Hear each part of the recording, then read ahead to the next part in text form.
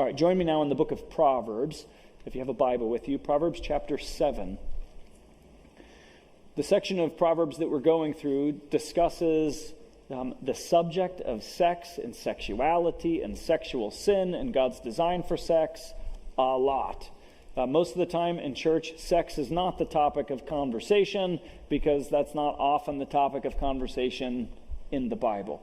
But in this section of Scripture, it is. So I find like you talk about sex one time in church, people are like, good for you, I'm glad we're talking about that. We should, because those are good things to hear. You do it again and people are like, yeah, okay, the Bible does say that. You do it a third time and people are like, all right, already. We heard you the first 2 times. Let's move on. So this morning will be the last one because it's the last time in this section of Proverbs that we discuss it.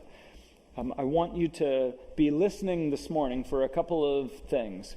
Specifically, what Proverbs chapter 7 discusses is seduction. Now that's interesting. Did you know the Bible explicitly deals with seduction? Like the allure, the appeal of sex and sexuality is spoken to directly in the Scriptures. Now, lest you think, I don't really struggle with sexual morality, so this really doesn't actually apply to me. Hey, this would have been great to know like 40 years ago when I was younger, but that's not really for me yet. Or this might be really meaningful when I get married or find someone that I want to give myself to sexually, but this doesn't really apply to me yet. Know that what we're going to find this morning in Proverbs is the same pattern or pathway. This is how sin works. Sin preys upon our disordered desires that we all have, sexual or otherwise, and we become enticed by the allurement of sin, and we think it's going to be better, whether it's sexual sin, financial sin, any kind of sin. Like we're rational creatures. We move towards sin because we think it's a good idea, and then we often learn the hard way and are like, "Grr, what was I thinking? That was so dumb." It probably was. But there are reasons why you moved towards it and got seduced by it. So, though we're talking explicitly about sexual sin this morning, this lays out a framework, a blueprint, a pathway of how sin tends to operate in our hearts. So join me in Proverbs chapter 7. And this morning, as the Scripture invites us to become aware of our vulnerability towards sexual sin, and ultimately our vulnerability towards all sin. I hope this morning as we end, you will be freshly encouraged and reminded of how good God is and how powerful He is, and how there is always hope to leave a path and an avenue of sin in any form and walk again, or walk the first time down the road of obedience to what the Lord has said. Let me read to you Proverbs chapter 7, and then we'll make application to it in our own lives. My son, keep my words and treasure up my commandments with you. Keep my commandments and live. Keep my teaching as the apple of your eye. Bind them on your fingers. Write them on the tablet of your heart. Say to wisdom, you are my sister, and call insight your intimate friend, to keep you from the forbidden woman, from the adulteress with her smooth words. For at the window of my house I have looked out through my lattice, and I have seen among the simple, I have perceived among the youths, a young man lacking sense, passing along the street near her corner, taking the road to her house in the twilight, in the evening, at the time of night and darkness. And behold, the woman meets him, dressed as a prostitute, wily of heart. She is loud and wayward. Her feet do not stay at home. Now in the street, now in the market, and at every corner she lies in wait. She seizes him and kisses him, and with bold face she says to him, I had to offer sacrifices, and today I have paid my vows. So now I have come out to meet you, to seek you eagerly, and I have found you. I have spread my couch with coverings, colored linens from Egyptian linen. I have perfumed my bed with myrrh, aloes, and cinnamon. Come, let us take our fill of love till morning. Let us delight ourselves with love. For my husband is not at home. He has gone on a long journey. He took a bag of money with him. At full moon he will come home. With much seductive speech she persuades him. With her smooth talk, she compels him. All at once, he follows her, as an ox goes to the slaughter, or as a stag is caught fast till an arrow pierces its liver, as a bird rushes into a snare. He does not know that it will cost him his life. And now, O sons, listen to me, and be attentive to the words of my mouth. Let not your heart turn aside to her ways. Do not stray into her paths. For many a victim has she laid low, and all her slain are a mighty throng. Her house is the way to Sheol, going down to the chambers of death. This is the word of the Lord. It ends and it begins with the antidote, with the instruction that will preserve you from the life of folly and foolishness. This teaching, understood and applied, will preserve you from much of the harm and destruction of sexual sin. It is not a foregone conclusion that in this life you have to lose your way sexually. You don't have to. You can hear what God has said. You can practice what God has said. And I promise you, because God promises you, you will be spared from heartache, from dysfunction, from complication, from confusion in your life and in the lives of those around you. There are few areas of life that are as critical as how we understand the design of sex and sexuality and how we live it out. This teaching is profound and it's powerful, and it will help you if you understand and you apply it. The truth is, in our fallen world, because we are all fallen human beings, the way that Solomon ends with the imagery in verse 26 and 7, that many a victim has she laid low, and all her slain are a mighty throng. This is personifying sexual immorality as a woman, because it's written to a young man. If this was written to a young woman, sexual immorality would be personified, sin would be personified as a man. So this isn't about men and women. This is about God's way versus the way of the world.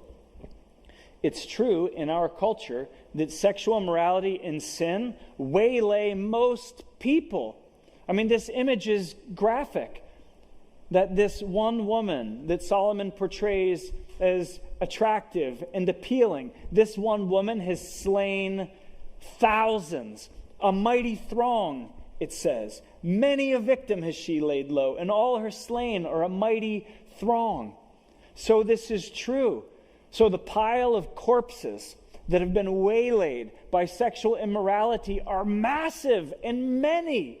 That means we should expect to find in our world that there are many, even among those who are numbered with the redeemed, who have been forgiven of their sin, that they too have lost their way at times and seasons in sexual sin. As fallen creatures in a fallen world, we are not exempt from the peril of sin or from the peril of sexual sin. We should not be surprised. We should actually anticipate that even in a group of us, there are probably many, who at times and seasons of their life have to say, I gave in to the lie and the appeal of sexual immorality, and I have something to confess. Or I'm giving. I can feel in my heart I am losing the battle to believe that what God says about sex and sexuality is right. I can feel God moving away. I can feel my flesh becoming inflamed. I need help.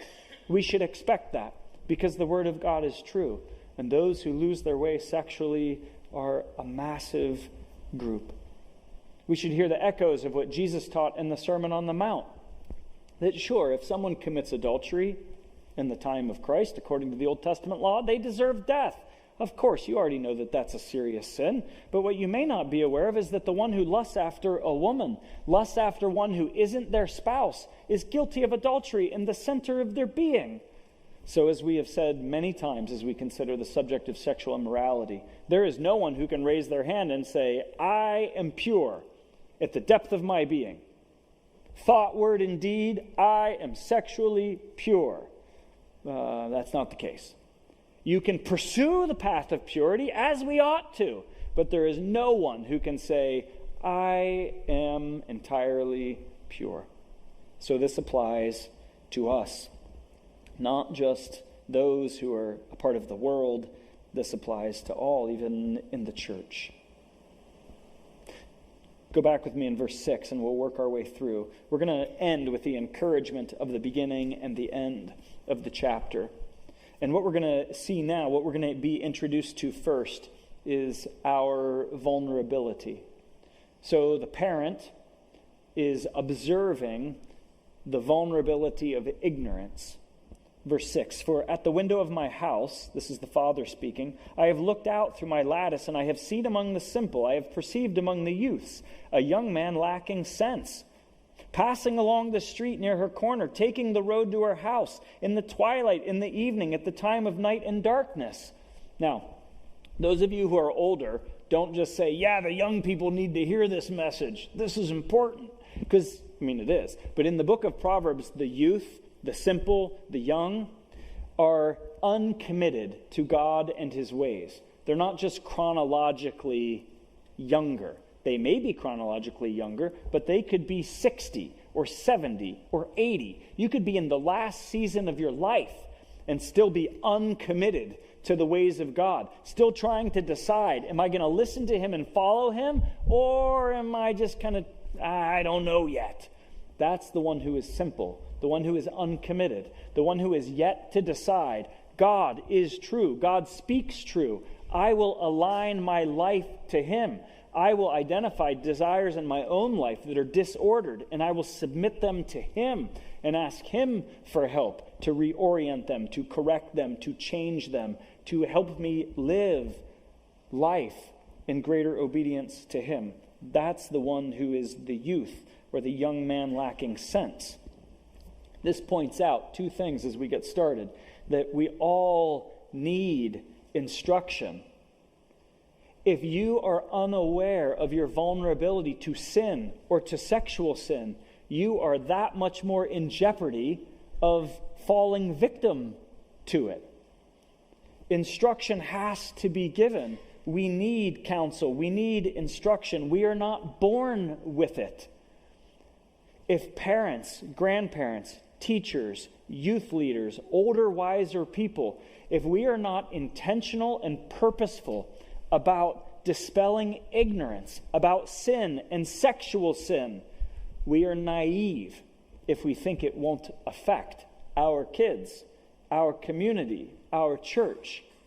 The parent who is wise, just like the parents in Proverbs, has sexuality and sex a regular part of training and bringing up. We should have families of parents, of grandparents, of aunts and uncles who are reminding, you have to teach it first to then remind, who teach first the beauty of God's design for sex. That's what Proverbs chapter 5 is. God's way is good, and you don't just have to take my word for it. Look at what the scriptures say. How much more wonderful if a parent can say, and this has been what my experience has been like. When I have obeyed, when I have walked in obedience, this is some of the blessing I have experienced. Please, if you're a parent and a grandparent, be one who initiates conversation about sex and sexuality. You should normalize in your home this kind of conversation. It should not be a reason to blush or to be embarrassed. Not in the home, not in the church, because all of us are sexual beings. All of us are affected by these things. We ought to initiate conversations with young people early and often. Don't let somebody else be the first one to talk to your kids about sex, because it might be some ignoramus on the bus. It might be some hormone-crazed teenager on the football team. It may be someone who has been exposed to sexual content long before they had the maturity to process it. And you may leave your kids, your grandkids, your friends in ignorance about the dangers and the joys of sex and sexuality. This is what the Proverbs do. And this is a great reminder that we ought to do that as older people, wiser people by God's grace. All right, verse 8 and 9 now introduce the subject of vulnerability. The one who is ignorant is at the wrong place at the wrong time. Verse 8, wrong place. Passing along the street near her corner, taking the road to her house. Wrong place. Just wandering on that street. Passing along the street near her corner, on the road to her house, without realizing it. At the wrong time, in the twilight, in the evening, at the time of night and darkness. You're like, oh, nothing good is happening after this. Wrong place, wrong time. Because we are all hunted prey. That's what he says next. Behold, the woman meets him. Who has initiated the contact? The woman meets him. Now, let me say this again. This isn't about men and women. This isn't like women are sexually deviant and they have this sexual power and they just cast it over unsuspecting men who are just lured away powerlessly to sexual immorality. That's not what this is saying. We know from the scriptures that there are three great enemies. The world, that's the fallenness of the world, embedded in ideology, in systems, in structures. That's the world. There's the flesh. That's the sinful part of humanity that all creatures, all human creatures have since the very fall. And then there is the evil one, the devil, the adversary, the father of all lies. These three together, and it's difficult to always to discern who is responsible for what. These three together are being personified here in a conversation about sexual immorality as a woman, right? But this is speaking of the world, the flesh, and the devil. You are hunted. You are hunted. This heightens the significance of speaking about these things regularly and accurately because you're hunted. Sexually speaking, in a fallen world, you are hunted. And you cannot build a bunker deep enough into the ground that will keep your children and your grandchildren and your friends from being exposed to sexual immorality. You are hunted. Behold, the woman meets him, dressed as a prostitute, wily of heart. She's loud and wayward. Her feet do not stay at home. Now in the street, now in the market, and at every corner she lies in wait. Then how in the world does this person not realize they're in jeopardy? Because they're ignorant of their own vulnerability. We ought not to be ignorant of our vulnerabilities towards sin or towards sexual sin, because we are hunted. If we did a show of hands, it would be really painful, so I'm not going to ask you to do it, but it would also be enlightening. If I asked you to raise your hand if you'd been exposed to pornography before you hit puberty, there'd be a lot of hands that go up in the room, because you are hunted. How many times could you testify to just having a sexually illicit image come into your mind? You weren't even thinking about that. It's just there. How many times could you testify to finding yourself unwittingly attracted to someone who isn't your spouse? Like, before it even happens, you was like, oh, whoa, what was that? Because you're hunted. Sin hunts you. Sin is crouching at your door, the book of Genesis says. The New Testament says that the devil prowls around like a roaring lion seeking someone to devour. You are hunted. And if you are ignorant of your vulnerability, you are easy prey. That's what Solomon is saying. There is vulnerability that is common to all people. Right? When you're sad, when you're hungry, when you're angry, when you're lonely, when you're tired, often when you're grieving, when you're under great stress, there are very common vulnerabilities that we all share. You shouldn't be ignorant about those things. There are also vulnerabilities that come from your upbringing. What were you taught about sex? What was modeled to you about sex? How did your parents, if you grew up with a mom and dad in the home, what did they model about sex? Were you allowed to talk about it, or was it something that was kind of shameful and a secret? But that creates a vulnerability for you. What kind of relationship are you in now? If you're a single adult that doesn't have the blessing of a sexual partner according to God's design, that creates a unique temptation. What if you're in a marriage that is currently without sex? That's a unique vulnerability. Right? There's all kinds of different vulnerabilities that are unique from your upbringing. Do you acknowledge them? Are you aware of them? Have you ever considered that? I want to introduce a resource to you that I promise you will be painful to read, and I think it may be very helpful to you if you're willing to learn about this. There's a few copies of it out at the welcome desk. But you can find it online. If you're a brave soul that wants to pick one up at the welcome desk, we made it less expensive for you. And I would say just own it. Just get that book and just hold that thing up high and just ask anybody else if they want a copy, because there's only 2 left, because I just took one. I'm not going to be watching you be like, ooh, that marriage is in trouble. Ooh, that young person is in jeopardy. No, we should be able to talk about these things. These are important. This book, I read this book because I wanted to understand experiences in my own life with others who have had adultery, and I'm like, how does that work? I wanted to understand this more. And I got more than I bargained for, because then this book, I think where it's really helpful is it helps you explore your own vulnerabilities. If you're in a marriage, if you're a woman and you're in a marriage with a husband and things have gotten a little bit frosty, you get along, you're good roommates, but it's been a long time since he gazed into your eyes and is like, tell me what you were thinking about today.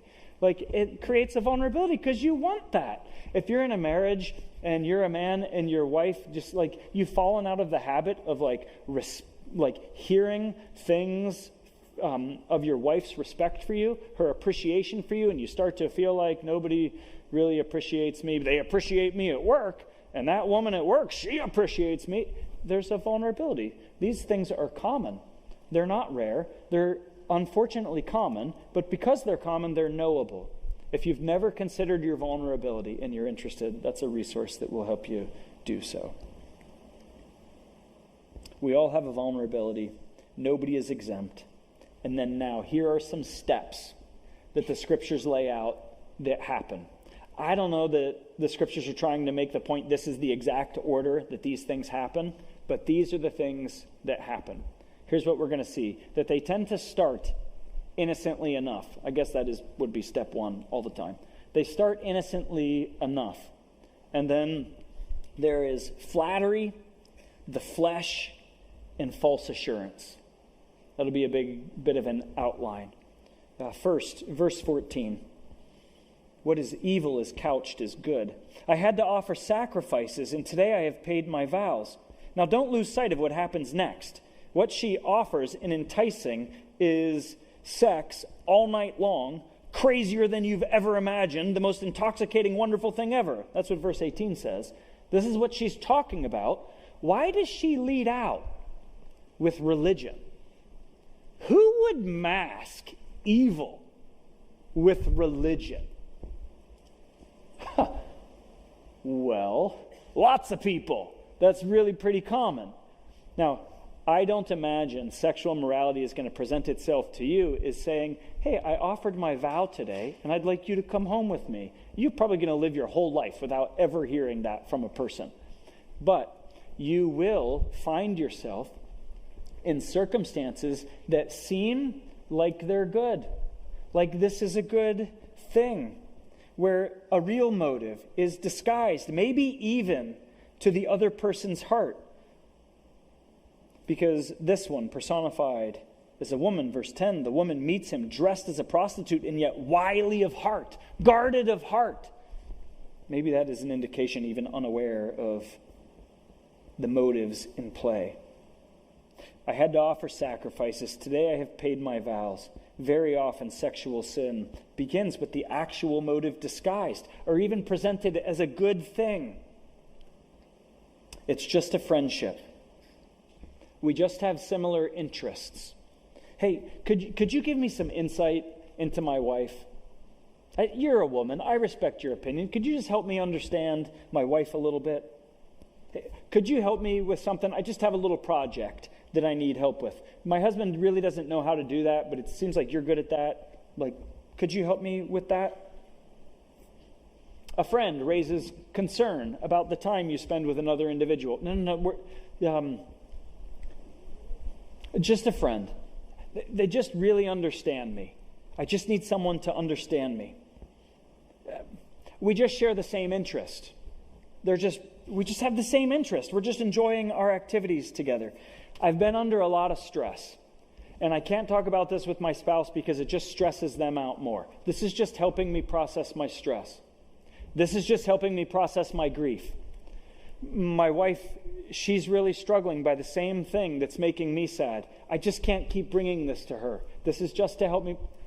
Right? These are all vulnerabilities that we have that we should be mindful of. And then we go from a vulnerability of something that seems perfectly fine and could be and might be. But then now flattery gets involved. Look at verse 13. She kisses him, she seizes him, and with bold face she says, verse 15, flattery, I have come out to meet you, to seek you eagerly, and I have found you. Verse 21, with much seductive speech she persuades him, and with her smooth talk she compels him. On the way to sexual sin is flattery. You hear things from the other person. You hear things from pornography. You hear things from the emotional affair that you fantasize about. You hear things that are affirming, that stroke your ego, that feel good, that build you up. In Proverbs, there are 4 times where the parents are instructing their son about sexual immorality. All 4 times. Smooth speech is referenced. Flattery is part of sexual sin. And if you don't know your own vulnerability to hearing what you want to hear, right? This isn't hard to imagine. All of us who are married, probably almost all of us who are married, could testify to times and seasons of marriage where communication breaks down. It's a little bit cold. You feel taken advantage of. You feel unseen. And then you find someone who is willing to see all the wonderful things in you that your spouse doesn't see. Flattery. They assume the best about you. They see the narrowest little sliver of you. And it feels so good to hear someone say these wonderful things about you. I mean, that aren't entirely true, which is why your spouse doesn't only say those things, but it feels so good to hear that. Flattery. We are all vulnerable. I have come out to meet you, to seek you eagerly. I have found you. Flattery. Verse 16 to 18. The flesh, the enticement of the flesh. We are sexual beings. God's design of sex is good and it's powerful. Proverbs chapter 5 likens it to intoxicating. It's captivating. It's alluring. It's appealing. We should not be ignorant about that. And we should be very mindful of the vulnerability of our own fallen flesh to become enticed. Right? It shouldn't be a surprise to young people that when they look at certain images, their body responds in a certain way. There's no reason that should catch a kid off guard because it's knowable. It's able to be understood. We know what happens to our bodies, what happens to our flesh when we put ourselves in the wrong place at the right time. Thinking about the wrong things, watching the wrong things, listening to the wrong things, staring at other people's right things that are the wrong things for you. We all know what happens, and we shouldn't be ignorant or naive. I have spread my couch with coverings, colored linens from Egyptian linen. You're probably never going to be enticed to sexual immorality by a person telling you that they just bought some fine threaded sheets from Target. Put this in the context. I have perfumed my bed with myrrh, aloes, and cinnamon. Aloe is a plant. I don't want plant in my bed, and I don't want the goo that comes out of aloe on my sheets. And I don't want cinnamon on my sheets either, because that's like, I have to clean that up afterwards. This is a poetic image of what is enticing, what is alluring. Come, let us take our fill of love till morning. Let us delight ourselves with love. It says what you think it says. I can offer you something better than anybody else ever has. This is going to be wonderful. This is going to be intoxicating. Flattery, flesh, false assurance.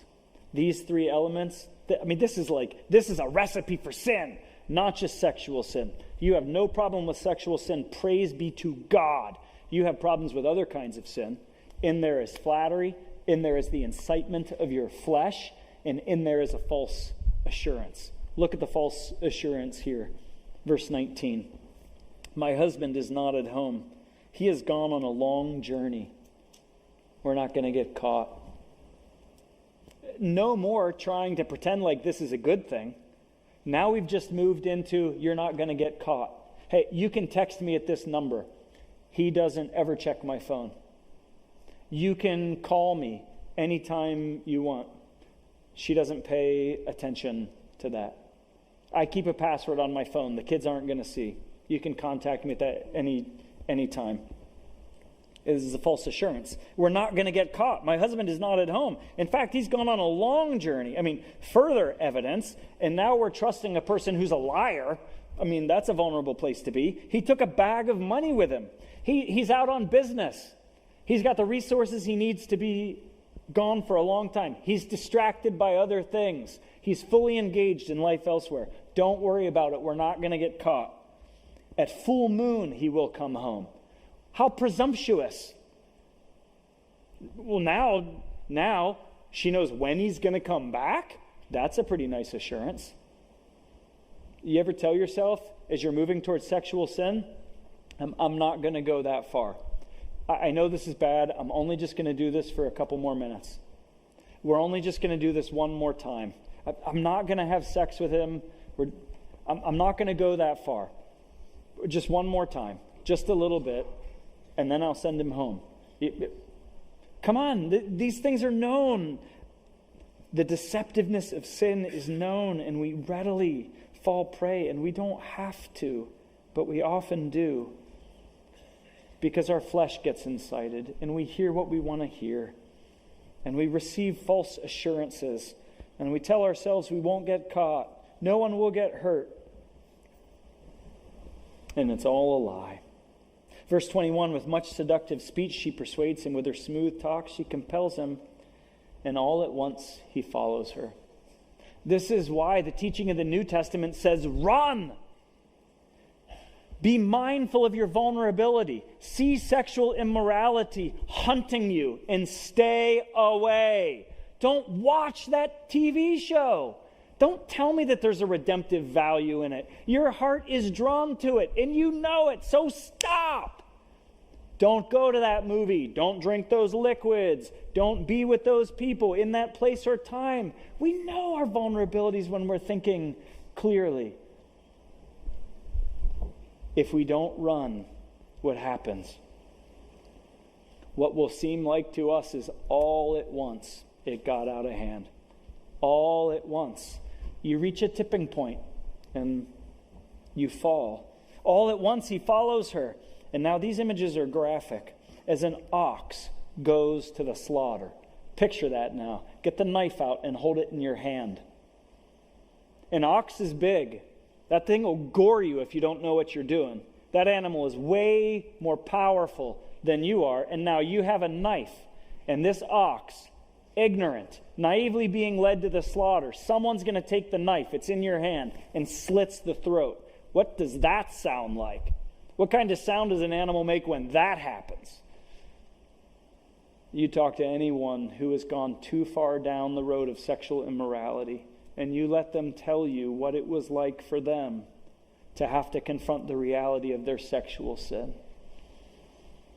The devil's never going to tell you how painful that is, but people who have experienced it will. And it's 10 times worse than an ox getting a throat slit, or as a stag that's caught fast till an arrow pierces its liver, or as a bird rushes into a snare. He does not know that it will cost him his life.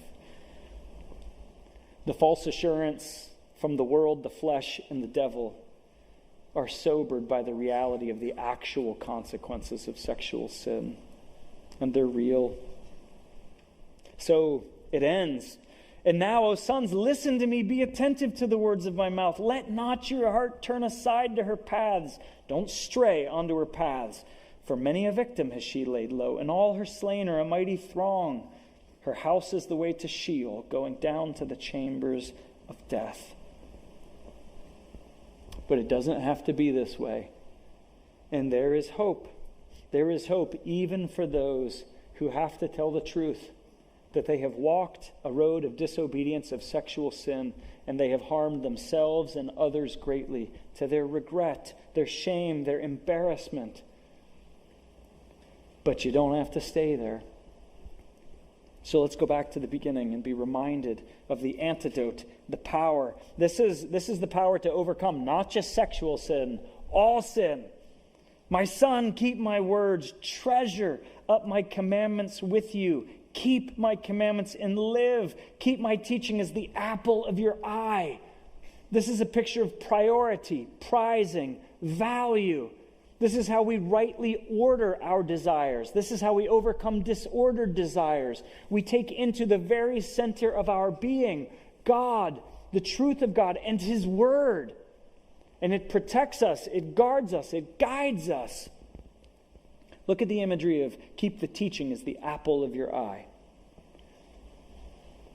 Picture now you're having an intimate conversation with someone that you love.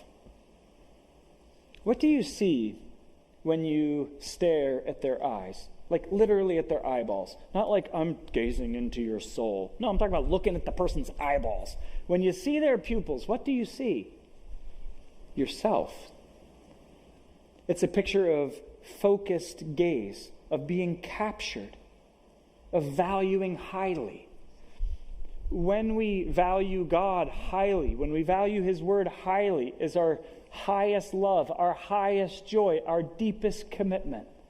It saves us not just from the peril of sexual sin, but of all sin.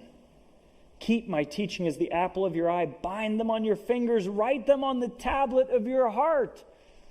Ingest the truth. Let it change who you are. Meditate upon the truth. Memorize the truth. Believe deeper and deeper in your being that what God says about life is the truth about life. And what God says about you is the truth about you. This is the process by which we become increasingly defined by who God is and what He has done than we are by our sin and our shame. Say to wisdom, you are my sister, and call insight your intimate friend, to keep you from the forbidden woman, from the adulteress with her smooth words. God and His Word is the protection from sin. And it's the pathway out when we find ourselves there. We're going to celebrate communion this morning. And what I want to offer you the opportunity to do is to walk again the road that is familiar to any mature Christian, the road of confession and repentance and forgiveness. I think it's difficult sometimes to talk about sexual issues because sexual sin is so rampant in our culture. I think one of the largest reasons many parents don't have more honest and open conversations with their kids about sex is because they feel like their own example wasn't a good one. And what are they going to say to their kids? Do better than I did? Hey, do what God says. I didn't. You should, though. Sexual sin mars so many. And so as we talk about it, it's easy to feel conviction for our sin and we hang our head. But here's what we need to remember. And this is what we're going to practice in communion this morning and then the songs that we sing. The ushers would come. You could begin to distribute the elements and the band can come as well. Whenever you feel conviction of any kind of sin, whether you are in Christ or the Holy Spirit is wooing you towards Jesus for the first time, when you feel conviction of your sin, you do well to confess. That's saying the same thing about it that God does. You call a spade a spade. You don't minimize your sin. You don't justify it. You don't excuse it. You just look it square in the eyes and you say, God, I am guilty. I am not who you say I should be. And on this point, in this action, in this attitude, I am absolutely wrong. I am sorry, I am wrong. That's confession. When you take confession to the cross, it's important that there you are reminded of what God says and what he has done. If all you do is stay in the place of feeling the shame and the guilt of your sin without confessing it at the cross, without being reminded of Jesus' death and resurrection on your behalf, then you just get stuck in shame and guilt. I mean, that can happen to children of God. Some of you could testify to a burden of shame and guilt that you carried far longer than you should have, because for some reason you couldn't bring yourself to tell the truth about your sin to others, or you couldn't exercise enough faith to believe that you are actually forgiven. So, as we celebrate communion this morning, we are remembering the reason that we can confess our sin at the cross and be reminded of forgiveness is because Jesus has already paid the price for sin. You can try to pay the price for your own sin, but that will end in your permanent eternal death. Or you can receive the price that Jesus paid for your sin, his life, that then he rose from the dead. So if you're feeling convicted of sin this morning, that's good. That's wonderful. Confess it. Go all the way to the cross. And if you have never placed your sin at the foot of the cross, as we say, that's the right place to leave it. To just admit to God that you are not who he says you should be. That you have violated his commands in all sorts of areas. And when you look at the depth of your being, you see selfishness. You make that known to God and ask him to forgive you. And he will. He will. If you believe that Jesus, when he died on the cross, actually paid the debt of your sin. That's actually what makes you a Christian. And then you can receive from God his forgiveness and the power you need to lead a new life. All right, so whether you're walking this road for the very first time or walking this road for the 10,000th time, we can do so because of what Christ has done for us. All right, let me initiate just a time of quiet prayer and then we'll sing.